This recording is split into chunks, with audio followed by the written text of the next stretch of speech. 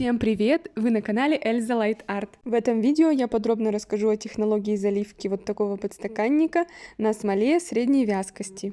Для работы нам понадобится ровная поверхность, сам молд и, конечно же, смола и красители. Перед началом работы необходимо очистить поверхность молда от пылинок. Здесь я уже замешала смолу в пропорции 2 к 1 и окрасила ее в белый цвет. Тонкой струйкой выливаем белую смолу по краю молда. Рядом такой же тоненькой струйкой выливаем смолу, окрашенную тонером. У меня этот цвет называется инжир.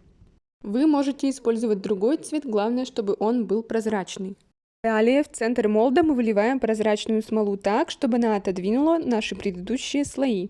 Затем в центр я высыпаю винтажную крошку. Вы же можете использовать поталь, стекло, либо блестки или другой наполнитель. Посмотрите, рисунок уже начинает стягиваться к центру.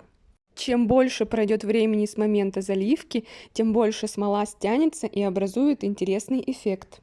Далее необходимо пройтись горелкой по поверхности смолы. Здесь я убираю пузырьки, которые образовались в процессе заливки, и прохожусь вновь горелкой.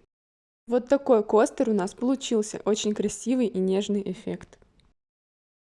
А если ты хочешь, чтобы каждая твоя работа вызывала эффект вау, то подпишись, перейди в профиль и забирай свою электронную версию методички по работе со смолой. В ней я собрала все, что нужно знать начинающим смолянистам и даже больше.